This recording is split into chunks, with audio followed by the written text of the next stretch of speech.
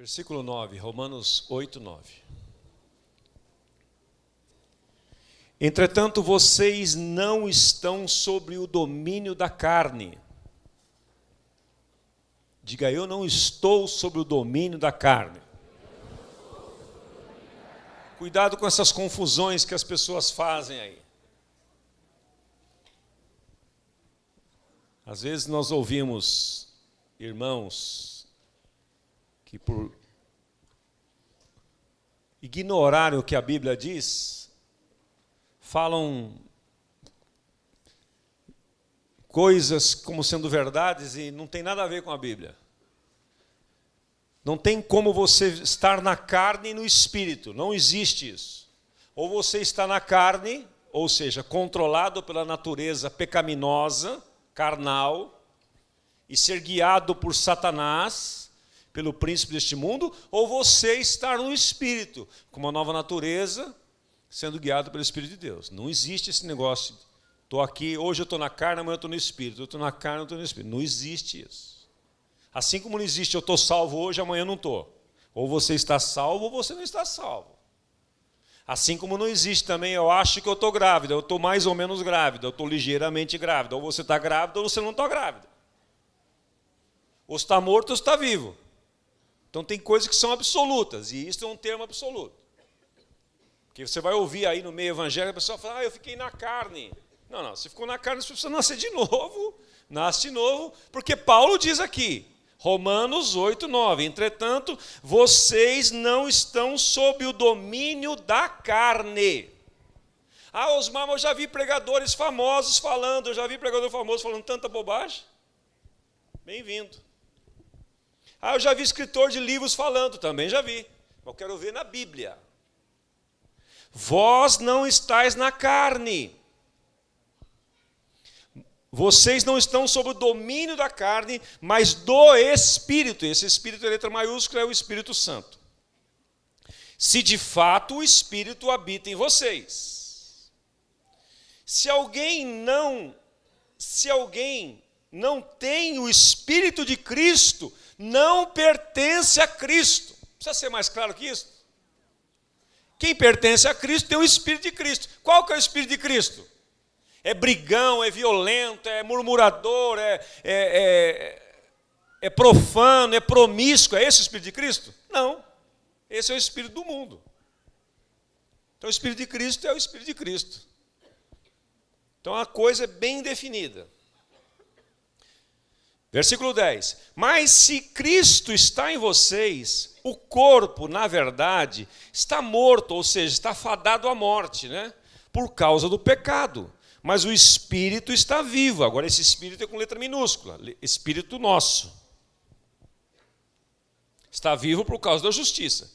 E se o Espírito, com letra maiúscula, pneuma, Espírito Santo, daquele que ressuscitou Jesus dentre os mortos, habita em vocês, aquele que ressuscitou a Cristo dentre os mortos também dará vida aos seus corpos mortais por meio do seu Espírito que habita em vocês.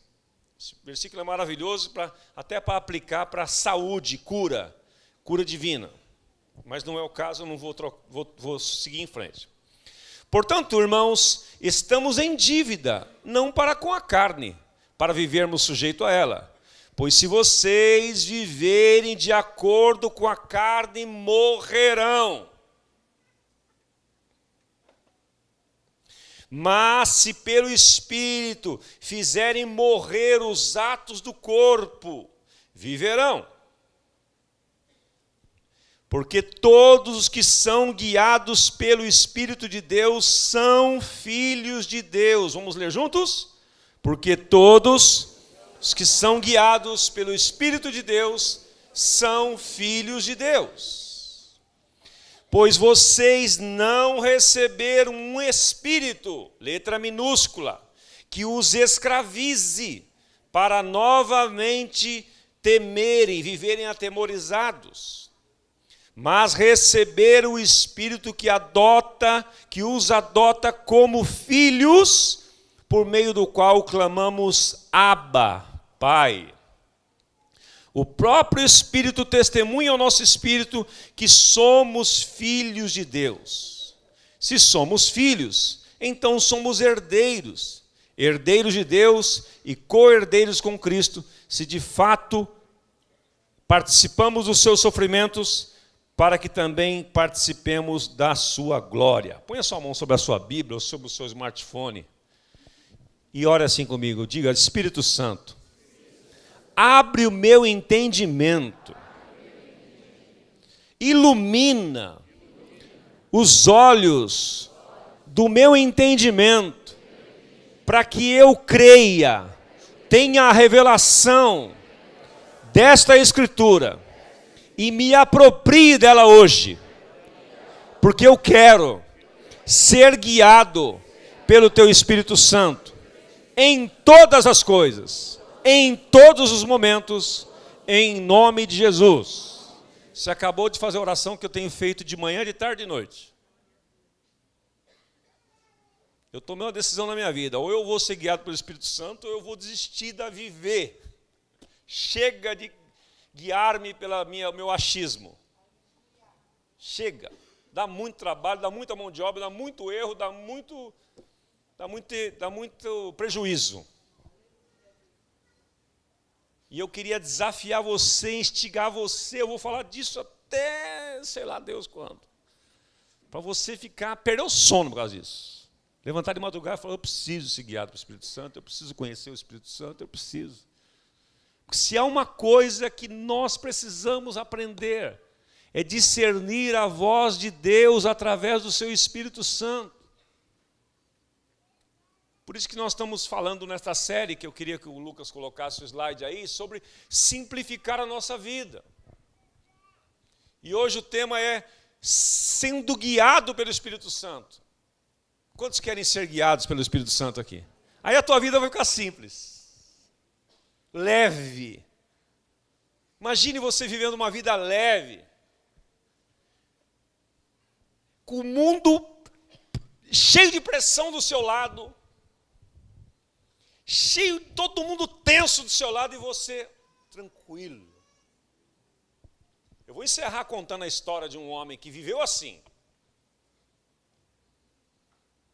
É possível. As coisas se arrebentando do seu lado e você vivendo tranquilo, em paz, controlado pelo Espírito Santo. Todo mundo desesperado e você em paz. É possível viver assim.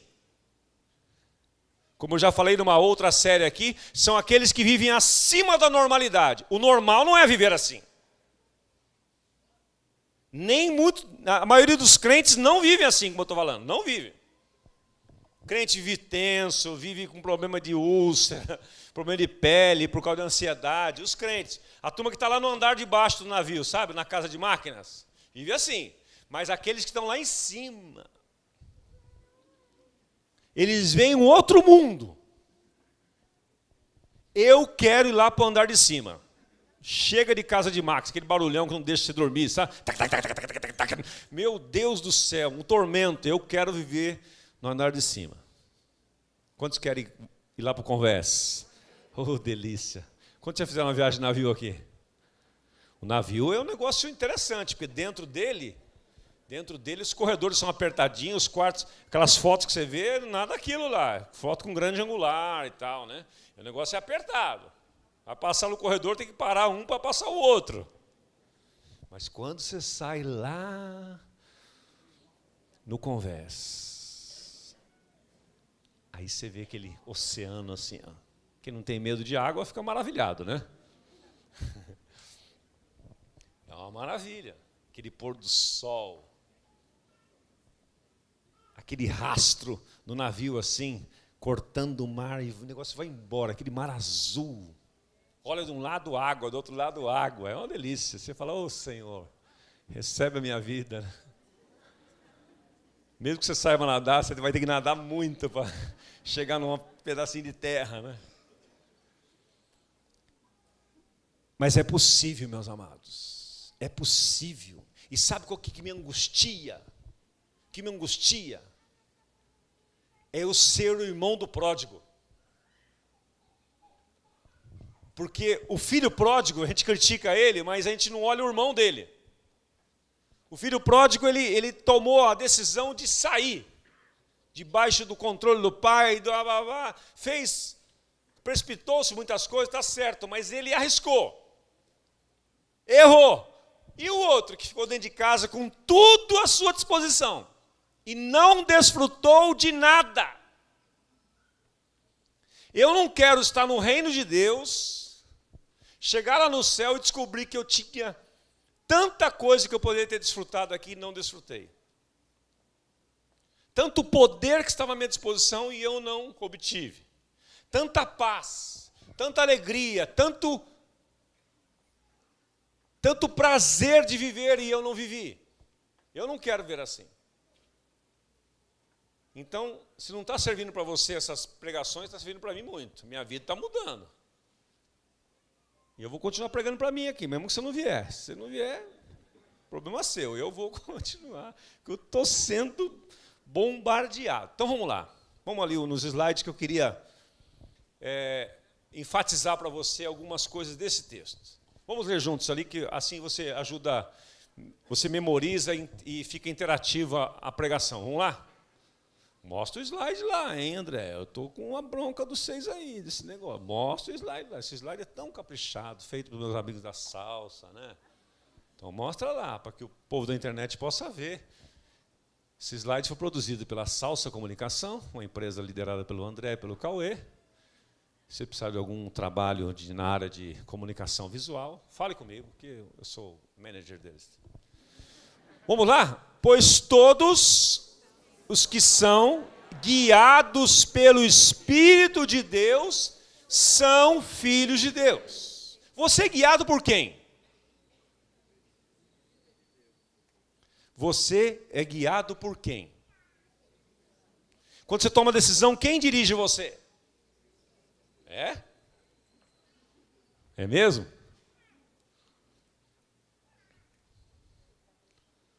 Quando você vai tomar uma decisão, você toma debaixo de pressão, você pergunta para quem? Você ouve quem? Quando os discípulos estavam com Jesus aqui na terra, todas as coisas que eles iam fazer, eles consultavam o mestre que estava do lado. Aí Jesus lá em João 14 diz assim, olha, eu vou para o Pai, e é bom que eu vá, porque se eu não for, o Espírito Santo não virá. E quando ele vier, ele convencerá o mundo do pecado, da justiça e do juízo. E é bom que ele venha. Eu não vou estar para sempre com vocês. Mas o Espírito Santo, que o Pai enviará em meu nome, o Consolador, ele vos ensinará todas as coisas e vos fará lembrar de tudo aquilo que eu os ensinei. Então, Jesus, falando isso aos seus discípulos, ela no finalzinho do seu ministério, ele está dizendo, eu estou indo, mas é bom até que eu vá, porque o Espírito Santo virá, ele é melhor do que eu. Por que ele é melhor do que eu? Preste atenção nisso aqui, isso aqui é um detalhe que às vezes passa despercebido. Jesus, como Deus, ele estava habitando num corpo. Ele não podia estar em 2 lugares ao mesmo tempo. Por isso que os milagres que Jesus fez, ele fez ali na região onde ele viveu. Cafarnaum, Nazaré. Nós estivemos lá há 2 anos atrás, e é tudo pertinho do outro, é como vilas. Foi ali que as coisas aconteceram, não mais longe dali. Mas depois que Jesus foi ressuscitado, aí a coisa se propagou para o mundo. Por quê? Porque é o Espírito Santo, ele é Deus, ele não tem limitação de um corpo, ele está em todos os lugares. Ele está falando conosco aqui, mas está agindo em Nova York nesse mesmo horário. Está agindo na Rússia, está agindo no Japão, está agindo na Coreia, está agindo na Indonésia, em todos os lugares, até no Iraque. Esses dias eu fui ouvir um missionário iraquiano, ou melhor, que está trabalhando no Iraque, falando do mover de Deus que está no Iraque. onde o Espírito Santo está aparecendo a algumas pessoas, falando diretamente com elas. O Espírito Santo está agindo. Então é por isso que Jesus disse, é melhor que eu vá, que se eu não vier, se eu não for, o Espírito Santo não virá. Quando ele vier, ele fará isso.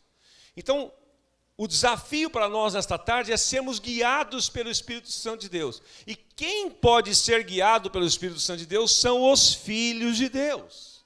Quem são os filhos de Deus? São aqueles que não vivem mais para si mesmos, são aqueles que não vivem mais de acordo com o sistema deste mundo, são aqueles que não vivem mais sob o domínio da carne, sob o domínio do Satanás, sob o domínio do seu passado, são aqueles que vivem hoje como novas criaturas, nascidos de Deus, regenerados, são novas pessoas. O Espírito de Deus está dentro deles.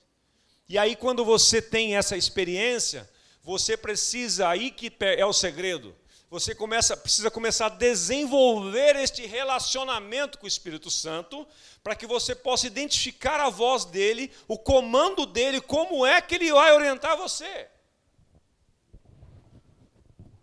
Porque senão ele está orientando e você não está percebendo, porque ele está falando o tempo todo. Ele está agindo o tempo todo, em todos os lugares. Mas como nós não identificamos a sua voz e a sua maneira de agir, nós perdemos o bonde. Ficamos. Então nós precisamos entender isto. Os que são guiados pelo Espírito Santo de Deus são filhos de Deus. Caminhando aí. E Paulo diz em Romanos 8,15, que nós não recebemos um espírito que nos escravize novamente, para vivermos atemorizados ou temendo, com medo. Mas o Espírito que adota-nos como filhos. Deus nos adotou em Cristo Jesus. Ele nos trouxe para sermos filhos. E pelo meio do qual, através do Espírito Santo, nós podemos nos relacionar com o Pai, chamando-o de Abba, que significa paizinho querido. O Deus do universo, o Deus Todo-Poderoso é o nosso Pai. E aí no 16, o texto diz que o próprio Espírito vai testemunhando, ele vai trazendo essa confiança. Ele vai testificando ao nosso espírito que somos filhos de Deus. E isto traz muita segurança para você. Porque o 17 diz que se somos filhos, somos herdeiros. Herdeiro. Cutuca o seu irmão do seu lado, diga para ele, você é herdeiro de toda a riqueza de Deus. Você é herdeiro, herdeira. Imagine isso. Será que eu e você vivemos nesta dimensão? Eu não, vou confessar para você, eu não. Porque se eu tivesse a revelação disso aí, eu não vivia ansioso, preocupado, tenso com o meu futuro dos meus filhos, futuro da Comunidade da Graça, o futuro de São Paulo, o futuro do Brasil, o futuro, eu não ficava preocupado. Eu quero esta revelação para o meu coração, de que sou herdeiro de Deus e co-herdeiro com Cristo. Se de fato participamos dos seus sofrimentos, também participaremos da sua glória. Nós somos filhos, herdeiros e co-herdeiros com Cristo. E o verso seguinte, que não tem verso, mas é a definição da palavra guiar. O que é guiar? Os que são filhos de Deus são guiados pelo Espírito Santo de Deus. Olha só essa definição do dicionário Strongs, que é um dicionário que trabalha no original grego e hebraico. Não é o Aurélio, não é o Michaelis, não é qualquer dicionário da língua portuguesa. É o dicionário que vai no original. Olha só o que significa guiar. Veja se você e eu, vai analisando se nós estamos vivendo nesta dimensão de ser guiado. Guiar significa, pelo Strongs no original, significa sendo conduzido, tendo as suas mãos seguras. Conduzir alguém segurando as mãos. Imagine Deus guiando você. Pega na sua mão e fala, vem. Você vai ter medo? Ele põe a mão no seu ombro e fala assim, pois não, está tenso a vida? Está difícil? Vem aqui. Eu vou guiar você. Vira para cá. Não, eu queria ir para lá. Não, você vai para cá. levando deste modo ao destino final. Você pensa coisas boas para o seu futuro, não pensa? Mas você sabe como chegar lá? Jeremias 29:11, a palavra de Deus diz: eu é que sei, diz o Senhor, os pensamentos que tenho acerca de vós. São pensamentos de paz e não de mal, para vos dar o fim que esperais. Quantos esperam coisas ruins no futuro? Eu espero uma desgraça acontecer, não vejo a hora dela acontecer, levante a mão. Não vejo, estou ansioso aqui. Quantos esperam coisas boas para o seu futuro?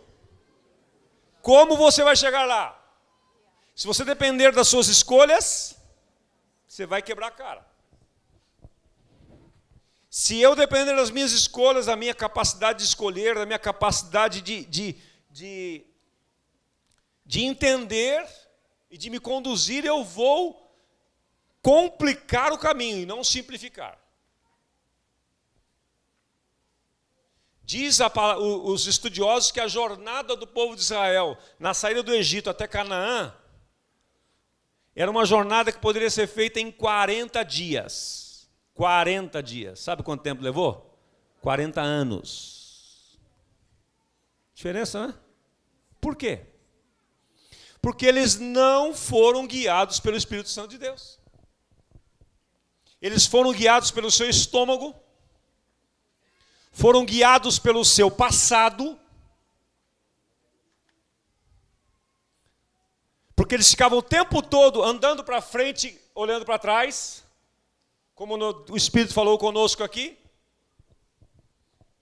e caminhando para frente e olhando para trás, eles só iam tropeçando e caindo, tropeçando e caindo, tropeçando e caindo, tropeçando e caindo. Demorou 40 anos a jornada que poderia demorar 40 dias.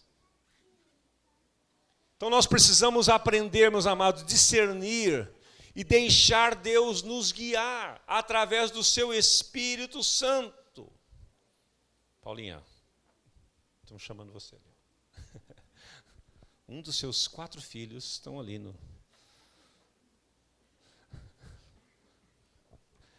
Então, quando você não tem essa direção do Espírito Santo de Deus, você atrasa a sua vida, você toma decisões erradas, você faz escolhas erradas, você dá direções erradas,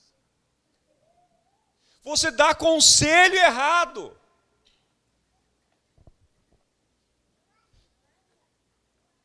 Muitas vezes nessa relação, por exemplo, com o pastor Carlos Alberto, e hoje de manhã nós orávamos juntos, eu e ele, eu dizia para ele, eu preciso ser cheio do Espírito Santo, porque às vezes eu dou opiniões para você que eu posso encaminhar você para o erro. E às vezes porque ele me ama e acredita em mim, ele fala, acho que é isso, Osmar. E se eu estiver errando? E se eu estiver equivocado? 2 problemas. Ele tem que codificar, conferir o que eu estou falando, o que eu estou dando de conselhos ou dando sugestões. Ele tem que discernir se é a voz de Deus ou não. E eu tenho que ter cuidado para não induzi-lo ao erro. A mesma coisa você na sua casa com o seu marido. Não, bem, acho que não é por aí não. E se era para ir? E você não apoiou o seu marido a ir? Se você estava revoltada naquele dia, estressada com outra coisa, acumulou tudo e você, não quero saber. E era uma decisão sábia, um caminho que devia ser feito. E você induziu o seu marido ao erro. Ou a não tomar a decisão quando era para tomar.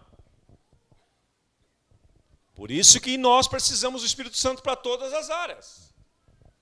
Quando o seu filho quer tomar uma direção na vida e você, não, eu sonhei com você sendo um advogado, você vai fazer direito. Mas pai, não tenho nada a ver com direito, não quero saber, você vai. Aí ele vai.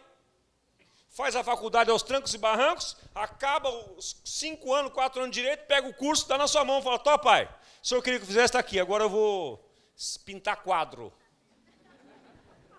Porque o negócio meu é ser artista plástico. Já vi muito isso acontecer.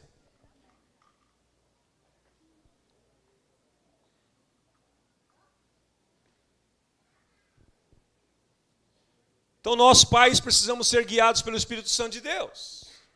Você, mulher, tem que ser guiado pelo Espírito Santo de Deus. E você, filho, tem que ser guiado pelo Espírito Santo de Deus também. Para que você não tome escolha, não faça escolhas erradas. Você, dirigente de célula, tem que ser guiado pelo Espírito Santo de Deus, para você aconselhar de acordo com os princípios da palavra. Você que tem uma empresa precisa ser guiado pelo Espírito Santo de Deus.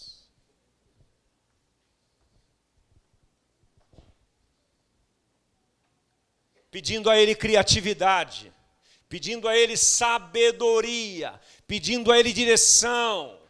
Você não pode, você ainda mais, cada um, quanto maior o nível de responsabilidade nosso, meus irmãos, maior deveria ser o nosso nível de dependência do Espírito Santo. E é uma loucura, a gente se acha.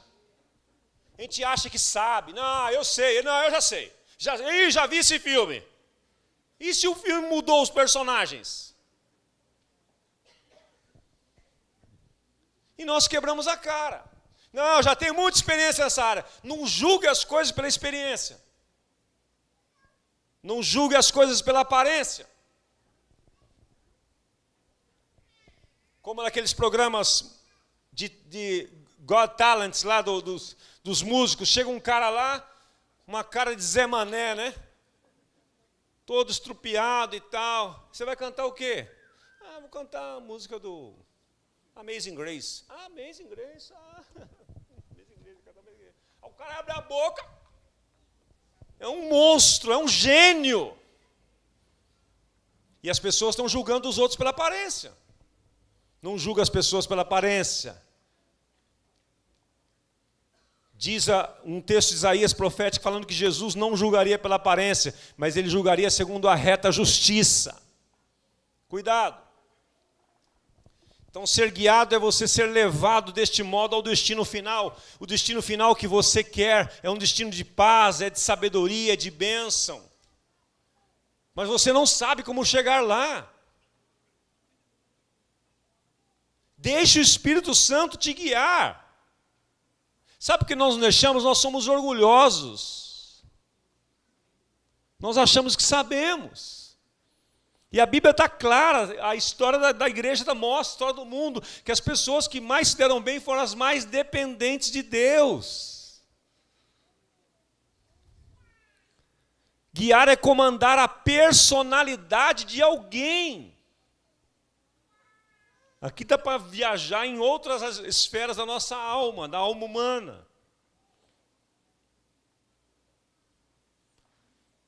A doutora Adriana Miller esteve aí essa semana, né, falando quinta-feira lá em Guarulhos e sexta aqui. Foi na quinta, né, que ela começou falando de temperamentos, não foi? Eu ouvi as duas ministrações no carro, junto com a minha esposa, e ela falando sobre temperamentos. Então nós ficamos dando desculpa, às vezes, no nosso temperamento. Não, mas eu sou assim mesmo, eu sou assim. Não, você não tem que ser assim. Você tem que ser comandado pelo Espírito Santo, que vai comandar a sua personalidade, o seu jeito de ser. Se você é muito afoito, se compromete para depois achar que se pode ou não, você tem que ser menos. Tem que dizer, Espírito Santo, me controle. Vem me guiar. Se você é muito tímido, não gosta de pessoas, corre de todo mundo, tem medo de tudo, você precisa, Espírito Santo, me guia, me dá ousadia. É Ele comandar a sua personalidade. É impelir você pela influência da mente. Veja, meus irmãos, que são coisas subjetivas, Rica. Não dá para dizer, não, é assim, assim. Não dá. São coisas subjetivas. Porque eu acho que Deus fez assim para levar-nos uma dependência dEle. Não é uma coisa objetiva, matemática. É um impulso interior. Osmar, como é que é isso? Eu não consigo nem explicar, mas vou tentar para você. Eu estou tentando entender para mim também. É um impulso interior. É algo que você sente aqui dentro. Porque muitas vezes Deus não fala conosco com voz audível. Mas para frente nós vamos estudar como é que Deus fala. Tem várias maneiras. Mas eu quero tocar com você que você é impelido, você é guiado, algo arde dentro de você, você não sabe explicar. Mas uma coisa é certa, aquilo traz paz ao seu coração. Como é que eu identifico se isto traz paz ao seu coração?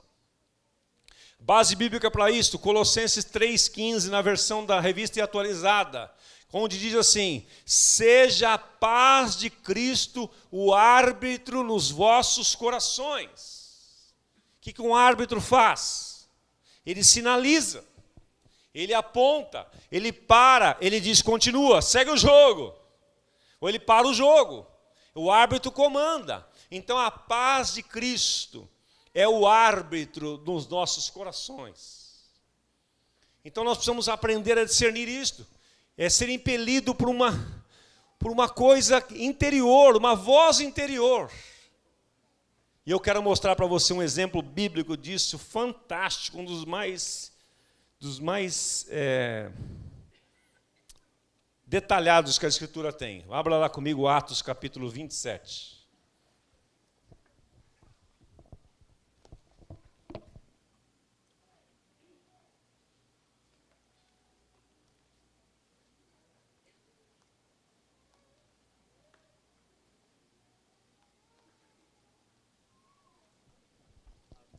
Lembra que eu falei para você que é possível, no meio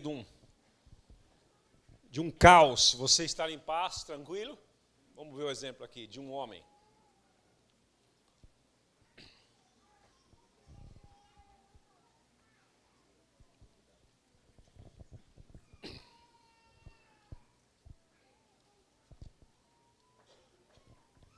Eu vou praticamente ler o texto, não dá para eu trabalhar nele. Talvez uma outra ministração eu trabalhe detalhes dele. Mas vai ficar como lição de casa para você também. Atos 27, 1. É a narrativa da viagem de Paulo para Roma.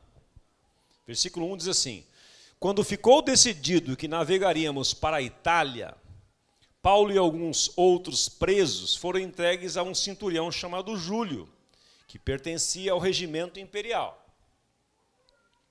Embarcamos num navio de Adramítio, que estava de partida para alguns lugares da província da Ásia. Lembra? Veja o detalhe aqui. Eu só vou parar alguns detalhes para você enxergar a coisa no seu nível mais profundo possível dentro desse pouco tempo aqui. Paulo estava indo nesse navio preso, tá? Ele não comprou uma passagem de, cabine dupla, aquela coisa toda, janela, sacada. Não, ele estava preso. Embarcamos no navio de e saímos para o mar, estando conosco Aristarco, um macedônio de Tessalônica. No dia seguinte, ancoramos em Sidom. E Júlio, num gesto de bondade, Júlio era um centurião, num gesto de bondade, para com Paulo, permitiu-lhe que fosse ao encontro dos seus amigos, para que estes suprissem as suas necessidades. Quando partimos de lá, passamos ao norte de Chipre, porque os ventos nos eram contrários. Tendo atravessado o mar aberto ao longo da Cilícia e da Panfilha, ancoramos em Mirra, na Lícia. Ali o centurião encontrou um navio alexandrino que estava de partida para a Itália e nele nos fez embarcar. Mudou de navio. Versículo 7, navegamos vagarosamente por muitos dias e tivemos dificuldade para chegar a Cnido. Não sendo possível prosseguir em nossa rota, devido aos ventos contrários, navegamos ao sul de Creta, de fronte de Salmona. Costeamos a ilha com dificuldade e chegamos a um lugar chamado Bons Portos, perto da cidade de Lazéia. Tínhamos perdido muito tempo e agora a navegação se tornara perigosa, pois já havia passado o jejum. Por isso Paulo... Veja só que é um homem guiado pelo Espírito Santo de Deus. Esse é o destaque que eu estou falando nesse texto. Por isso Paulo os advertiu. Chegou para os caras e disse assim: senhores, vejo que a nossa viagem será desastrosa. Por que ele está falando isso? Porque o Espírito Santo havia alertado a ele. Ele era um homem guiado pelo Espírito Santo. Veja o final dessa história. Vejo que a nossa viagem será desastrosa e acarretará grande prejuízo para o navio, para a carga e também para a nossa vida. Mas o centurião, em vez de ouvir o que Paulo falava, seguiu o conselho do piloto e do dono do navio. Não foi guiado pelo Espírito Santo, foi guiado pelos homens. Sigamos aí. Visto que o porto não era próprio para passar o inverno, a maioria decidiu, que deveríamos continuar navegando com a esperança de alcançar Fenícia e ali passar o inverno. Este era um porto de Creta que dava para o sudoeste e noroeste. Versículo 13. Começando a soprar suavemente o vento sul, eles pensaram que havia obtido o que desejavam. O vento mudou. O cenário ficou bom. Estamos no caminho certo. Nem sempre, quando o cenário fica bom, estão no caminho certo. Captou, Rica? Captou, né? Então tá bom. É para você essa aí, tá? Por isso levantaram âncoras e foram navegando ao longo da costa de Creta. Pouco tempo depois, o mar é assim, né? Pouco tempo depois, desencadeou-se da ilha um vento muito forte chamado Nordeste. O navio foi arrastado pela tempestade sem poder resistir ao vento. Assim cessamos as manobras e ficamos à deriva. Não adiantava manobrar, fazer força. Ficar à deriva é soltar. Seja o que Deus quiser, não dá para fazer força, não dá para ir contra a natureza.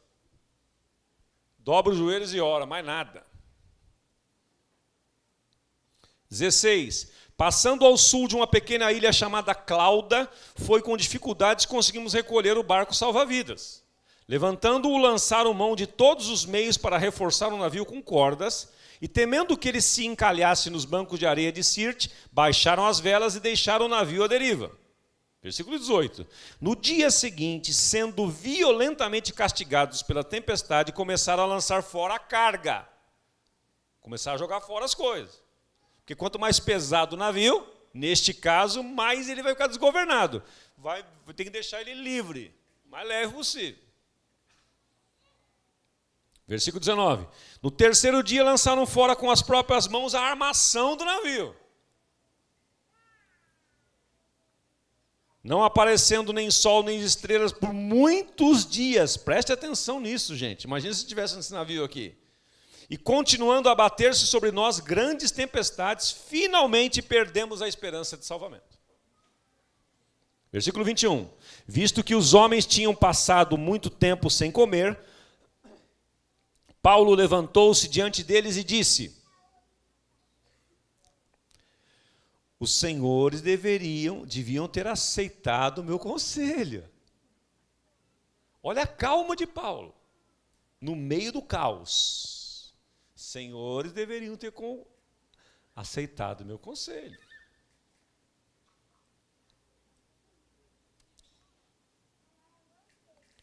De não partir de Creta, pois assim teriam evitado este dano e este prejuízo. Mas agora recomendo-lhes que tenham coragem, pois nenhum de vocês perderá a vida. Apenas o navio será destruído, fica tranquilo. Olha que maravilha, Doguinha. Só o navio vai destroçar tudo, nós vamos tudo sobreviver. Hein, Alex? Imagina você receber uma notícia dessa. Fala, que legal, vamos fazer uma festa, então vamos abrir uma champanhe aqui. Bem gelada. 23. Pois ontem à noite, olha por que ele disse isso. Ontem à noite apareceu-me um anjo de Deus, a quem pertenço e a quem adoro. É o Espírito Santo, meus irmãos, se movendo, que Jesus não estava na terra mais, era o Espírito Santo, mandou um anjo lá. Dizendo-me, abre aspas, Paulo, não tenha medo. É preciso que você compareça perante César. Paulo, eu tenho um plano para você. Eu vou salvar esse povo todo aqui por causa de você. Que meu plano é levar você lá. Eu tenho um propósito na sua vida.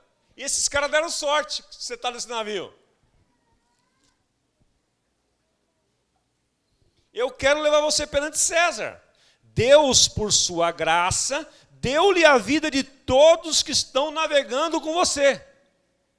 Um prisioneiro. 25.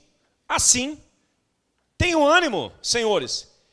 Creio em Deus que acontecerá do modo como me foi dito. Devemos ser arrastados para alguma ilha. Fica tranquilo aí, não, o Espírito Santo vai nos levar para alguma ilha aí. Versículo 27. Na 14ª noite, 14 dias, portanto,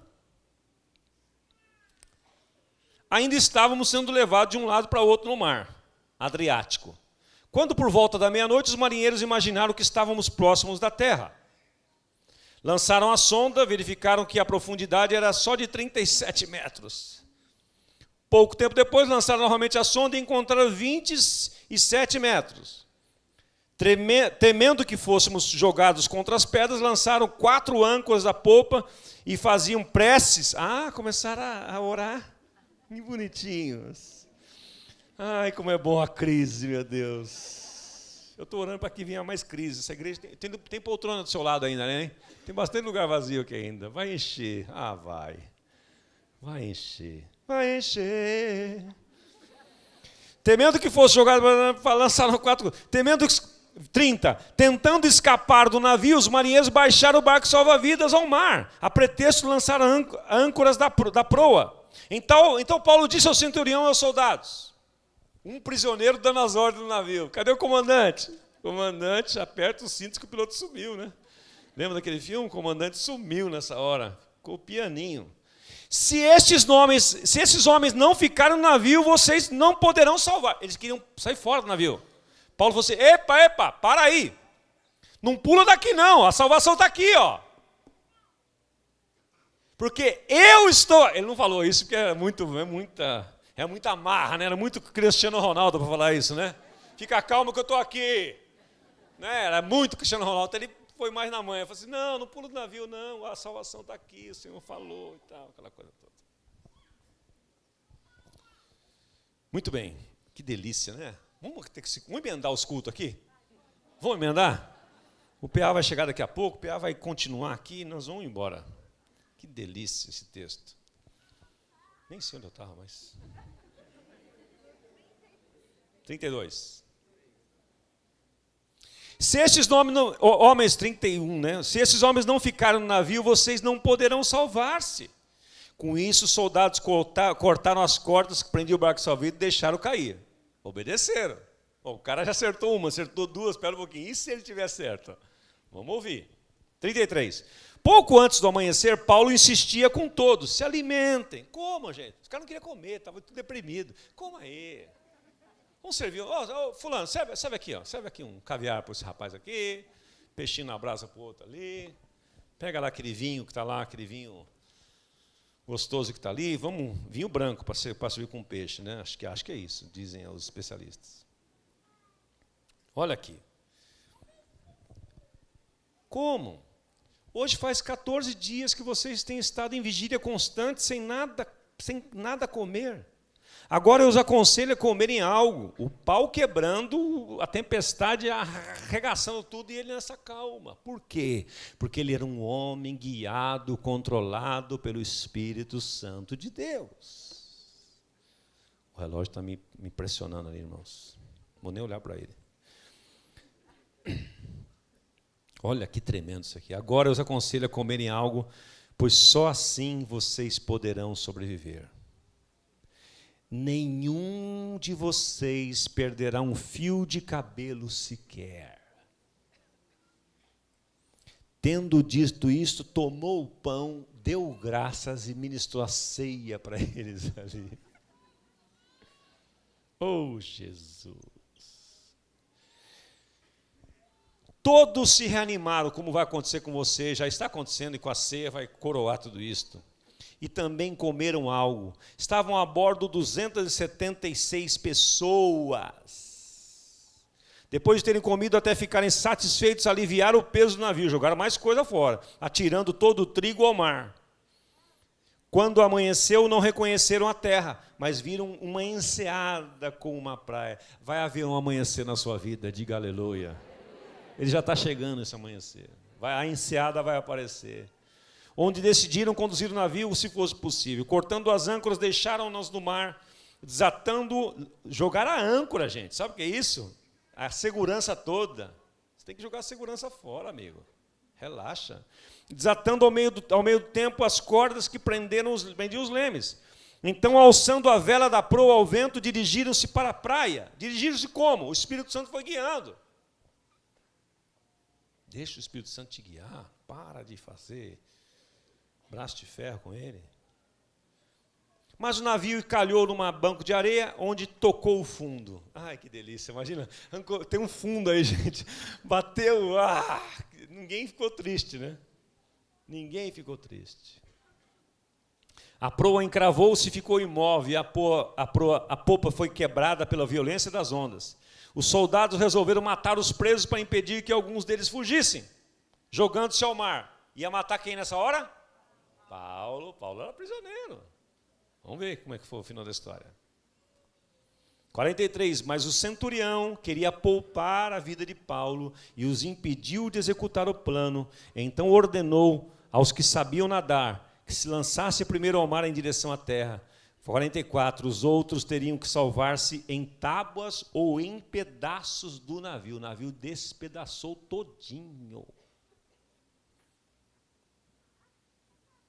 Final do 44. Vamos ler juntos isso aqui, é maravilhoso. Aí você vai respirar fundo. Vamos lá? Dessa forma,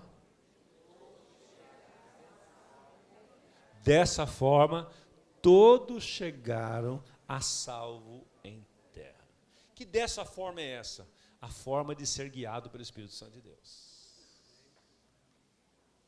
Teria muitas coisas para dizer, mas não dá tempo. Vamos ficar em pé.